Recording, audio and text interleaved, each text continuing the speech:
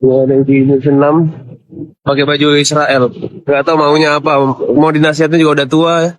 Kira-kira diapain guys? Komen di bawah coba. Ini mau tanya aja, kok pakai baju Israel kayak gitu? Kenapa emang? Nggak, mau tanya aja. Ya, kenapa kalau Apa? menurut Anda? Quran 75 ayat itu tentang Bani Israel. Gitu.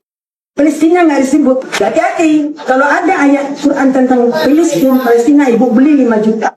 Jadi Ya. itu tanah mereka. Oh, Yahudi itu pintar. Dia itu bangsa pilihan dari bangsa-bangsa seluruh dunia, kata Quran. Begitu kita buka Quran, coba deh baca Al-Baqarah sedikit aja udah masuk Yahudi semua cerita itu udah. Begitu Musa, Isa, ini yang sok nih si bontot ini Islam ini nggak ngerti baca Quran, dia nggak ngerti. Bismillahirrahmanirrahim. Assalamualaikum warahmatullahi wabarakatuh. Di sini Umi mau berbicara tentang kebenaran dalam Al-Quran. Ini Umi berada di Masjid Al-Mu'awana.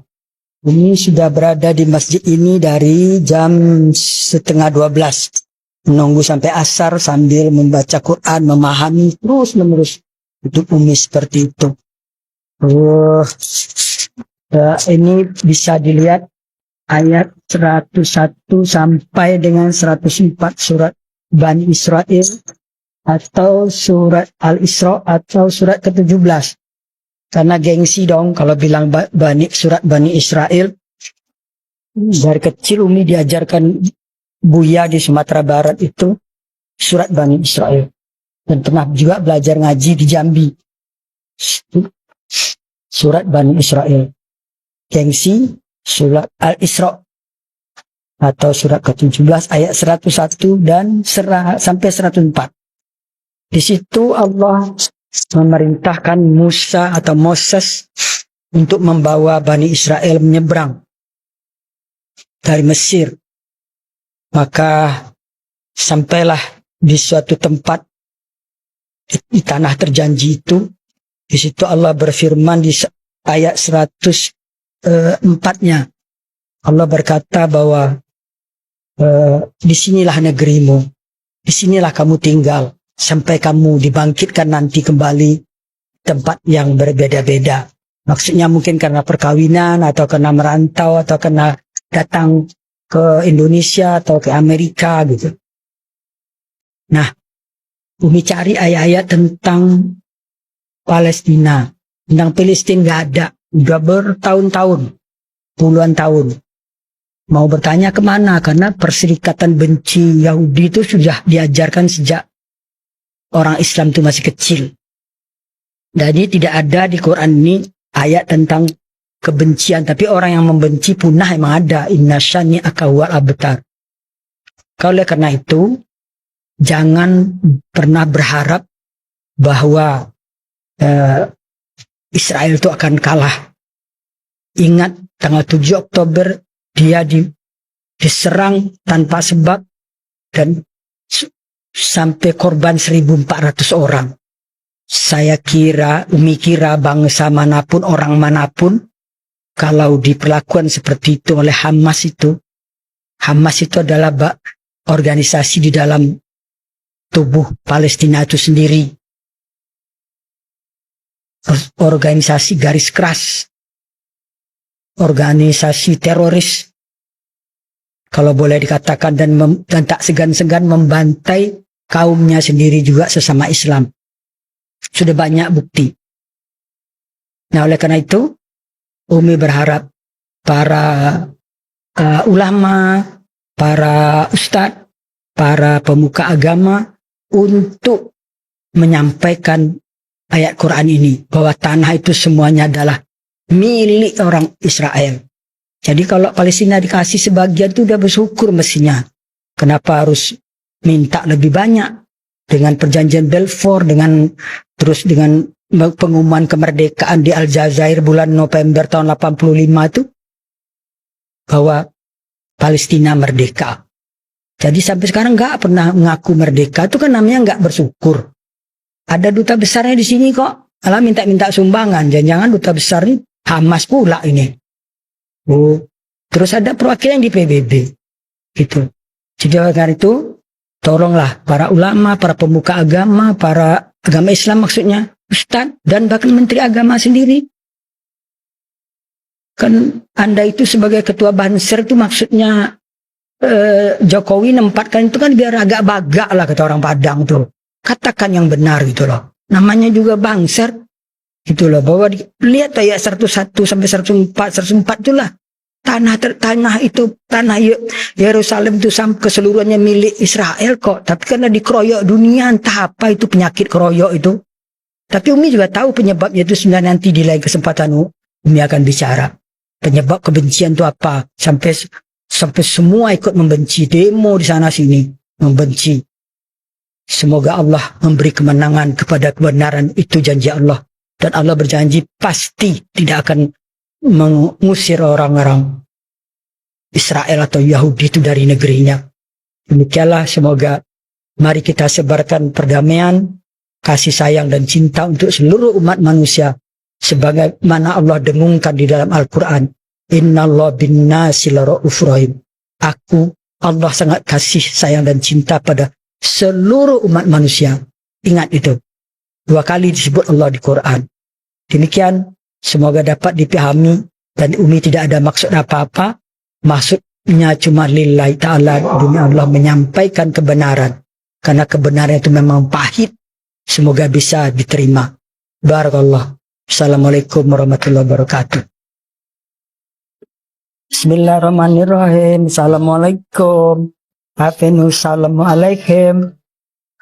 Nah, ini Umi mau kasih bukti lagi satu lagi bahwa tanah terjanji itu, tanah Yerusalem itu adalah milik orang Bani Israel atau Yahudi, bangsa pilihannya ya. Dan janganlah kamu melanggar peraturan hari Sabtu katanya. Hari Sabat bukan hari Sabtu malah disebut malah di Quran. Janganlah kamu melanggar peraturan hari Sabat.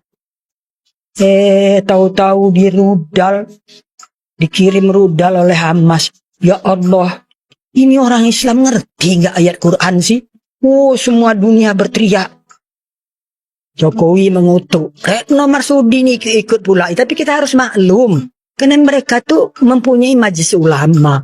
Majelis ulama itu membantu kerja mereka itu. Nih ya bukti nih.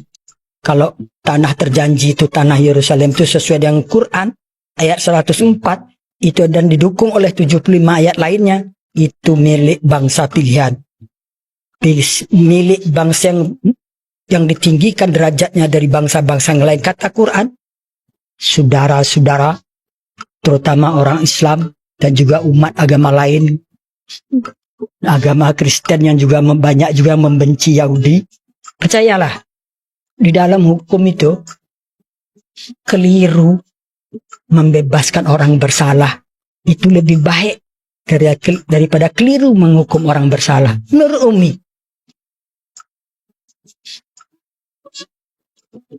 keliru itu tanahnya orang Islam, tahu-tahu diserahkan kepada orang Yahudi, jauh lebih baik daripada keliru.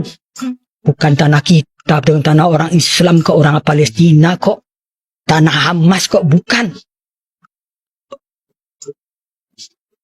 Itu diambil dari tangan orang yang punya hak. Surat An-Nisa juga ayat 154. Dan kalau mau tahu artinya nih, sertifikat dari Allah nih tentang tanah terjanji, tanah Yerusalem dan keseluruhannya itu adalah milik orang-orang Bani Israel atau orang-orang Yahudi. Dan kami angkat Gunung Sinai di atas mereka untuk menguatkan perjanjian mereka. Dan kami perintahkan kepada mereka, masuklah pintu gerbang Baitul Maqdis sambil bersujud. Dan kami perintahkan pula kepada mereka, janganlah kamu melanggar peraturan mengenai hari Sabat.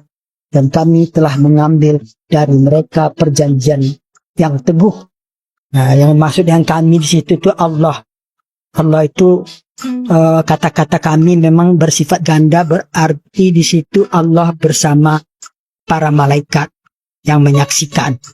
Dan kalau menurut kaidah bahasa Indonesia katanya Allah menunjukkan juga bahwa dia bersama membawa kita semua, dan konteksnya waktu itu bersama orang-orang Bani Terah Agung, Bani Israel, keturunan agung, keturunan mulia. Menurut Quran, bangsa yang ditinggikan dari bangsa-bangsa yang lain. Dan ayat Quran itu berlaku terus sepanjang hidup, tidak ada waktu itu. Ada yang membuat kurung waktu itu, di masa itu mana bisa ngarang seperti itu. Ya, nah ini kemarin Umi udah bilang sertifikatnya ayat 104 surat Bani Israel atau surat Al-Isra. Al-Isra itu nggak jauh-jauh amat bedanya dengan Bani Israel itu kok. Ya, itu untuk cara untuk melupakan orang-orang Israel aja. Maka dibilang surat Al-Isra. Tapi bedanya nggak begitu jauh, ya aja di kamus bahasa dalam Al-Quran ini. Nah, itu sertifikat tambah ini nih, hari Sabat jadi dihormatin, nggak boleh, apalagi menyerang, membunuh, ya, merangsek masuk rumah penduduk, dan kita jangan merampas tanah orang. Dan itu Yerusalem memang milik orang Israel, milik orang Yahudi. Ya, Quran yang menentukan sertifikat dari Allah. Ya, kalau istilah itu sertifikat Allah mau dibantah. Sertifikat hak milik rumah Umi aja kalau dibantah orang Umi bisa ngamuk kok, nggak terima. Gitu. Padahal sertifikat cuma tanda tangan ini oleh ketua BPN aja tuh, ya. Karena itu mudah-mudahan himbauan Umi kepada seluruh orang-orang Islam, apalagi yang emosional, yang main ngomong tanpa dasar hukum, Allah pasti murka. Nanti Umi cerita lagi di mana Allah murka, diusir orang-orang yang ngomong bicara tidak pakai dasar hukum, tidak pakai ilmu, tidak pakai pikiran. Nah, itu ada di ayat Qur'annya, nanti kita sambung lagi. Selamat siang, bahagia selalu, damai dunia, damai kita. Dalam surat Al-Baqarah ayat 47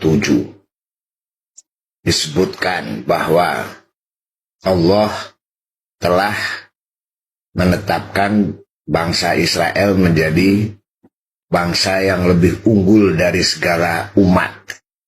Nah, kalian percaya nggak dengan ayat tersebut? Kalau percaya dengan ayat tersebut, mungkinkah ada bangsa lain yang lebih unggul dari Israel? Mungkinkah ada bangsa lain yang bisa memusnahkan Israel? Sementara pada surat Al-Baqarah ayat 47 disebut bahwa Tuhan telah menetapkan bangsa Israel sebagai bangsa yang lebih unggul dari bangsa manapun. Serah Anda percaya sama ayat atau tidak. Nah, jadi itu sudah Allah sendiri yang mengatakan, Al-Baqarah ayat 47. Coba aja lihat bahwa bangsa Israel telah dijagakan oleh Allah sebagai bangsa yang lebih unggul dari segala umat. Jadi unggul dia, lebih unggul dari siapapun menurut Al-Baqarah ayat 47. Karena narasi Israel jajah Palestina itu opini, Sam, bukan fakta, Sam. Oh, Itu opini, Gimana bukan tuh? fakta. Gimana tuh? Faktanya, gue jelasin sekarang nih ya, ini penting sekali. Faktanya, negara Israel itu didirikan bukan di atas tanah Palestina. Apa? Dulu itu tidak ada negara Palestina, tidak ada bangsa Palestina. Yang ada waktu itu di sana adalah negara Ottoman Turki. Ottoman Turki. Nah, itu Ottoman Turki kalah perang sama Inggris di Perang Dunia ke-1. Lalu sebagian wilayahnya itu diserahkan sama Inggris sebagai pampasan perang. Jadi yang kalah nyerahin ke yang menang gitu kan. Ini wilayah yang diambil dari Ottoman Turki jadi milik Inggris ini. Disitulah Inggris mendirikan Israel yang bertahan sampai sekarang. Didirikanlah negara Israel di atas tanah Ottoman Turki ini. Oke. Lalu itu disahkan oleh PBB. Pertanyaan gue, menjajah Palestinanya di mana? Lo tau nggak? Yang menggagalkan Palestina merdeka itu, yang selama ini diopinikan itu Israel, itu faktanya bukan. Yang menggagalkan kemerdekaan Palestina, berdirinya negara Palestina, itu adalah negara-negara Arab. Oh, yes. Jadi PBB tahun 1947 itu menerbitkan yang namanya resolusi partisi untuk membagi tanah Ottoman Turki menjadi dua, negara Israel Yahudi dan negara Arab Palestina. Akhirnya Israel berdiri, waktu itu kan Israel langsung terima. Tapi Palestina ketika mereka mau mendirikan negara itu, mau accept dia PBB punya resolusi, negara-negara Arab bilang, no, I will not let you, gue gak akan kasih. Dan diserbu sama Arab. Gaza yang sekarang itu, diributin itu, katanya dijajah sama Israel, itu dikuasai sama Mesir, terus tepi barat yang sekarang jadi ibu kota Palestina itu dikuasai sama Yordania. Oke. Dan sampai akhirnya perang lah si Mesir sama Yordania ini sama Israel. Kalah. Karena kalah perang, mereka harus serahkanlah nih Gaza yang tadinya punya mereka.